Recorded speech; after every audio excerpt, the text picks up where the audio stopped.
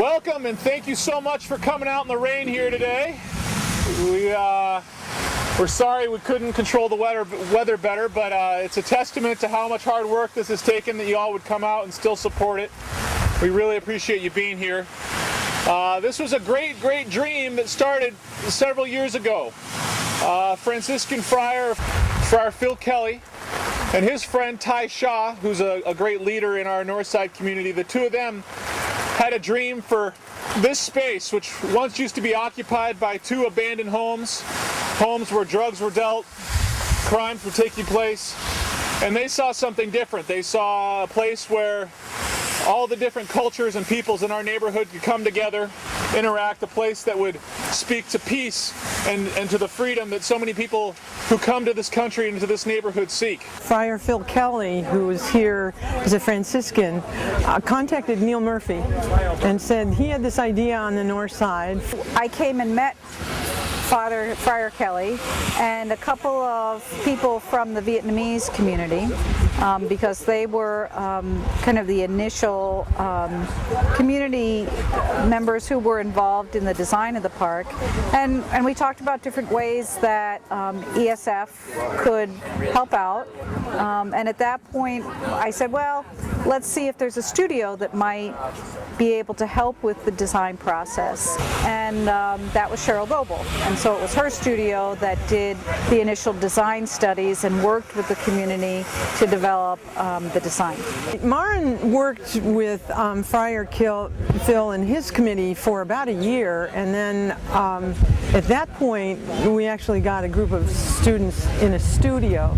So for a semester there were about 7 undergraduate students that worked here on the north side with the community members through a series of workshops to develop the initial concept designs for the park. At first we weren't sure about how much enthusiasm we were going to get from the Vietnamese community. And then we had the first workshop and it was unbelievable how excited everyone was about really designing something important on this site. So the design was accepted on April 14th.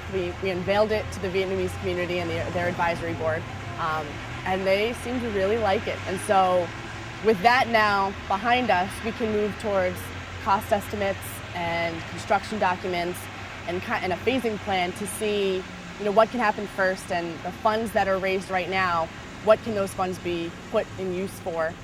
And then after that, the big deal is going to be fundraising. One of the things that was a thread through this was the community. So one of the things that has happened since the students graduated is that there's been a committee of about 10 or 11 community members that have been working with the Franciscan Collaborative with myself to actually carry this forward.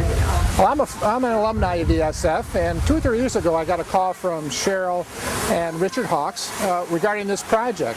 Our offices are blocks away, and I was very interested because being an alumni and knowing the work that Cheryl has done with the community classes, we wanted to get involved. And so we've been involved since the start of it and working with the students. And I think the exciting part about it is that the students were allowed to design the space, get interaction from the local community, and then we're able to take those concepts and make it real. Well, a couple years ago, some other students before actually my time here at ESF designed this project and worked with the community to develop a design for it. And this year, things kind of fell into place and things were getting constructed, so I helped out with planting some of the shrubs around here after the construction company did the concrete. I've been helping out with the steering committee and keeping the project moving forward with the construction and some of the last minute details and fundraising and things like that. After graduating from ESF, I worked in a couple of different landscape architecture firms, and then I went back to grad school and for urban planning, and just being able to be involved with projects like this, you can only learn so much in a classroom and in an office, and then when you get out and start building projects with the community, it's a different element, and it's a good learning experience. The experience I think that students gain from doing something like this is invaluable, that you don't learn from a classroom, because it's taking the design ideas and putting it to work and actually having students come out, interact with the community, and in some cases actually help to build and construct. We had students that actually helped to do some of the planting, and so there's a real application involved that can go beyond the classroom into the workforce, and that's, I think, one of the exciting things about a project like this. This is actually going to break ground, and this is actually going to go through. So it was a big deal to us. Yeah, but that only made us more and more excited and got the energy flowing for those long design nights. And while we may not have done all of the ideas, the basics are there for the form and the textures and the planning for the future. So we're very excited, and we're happy that the park is open today.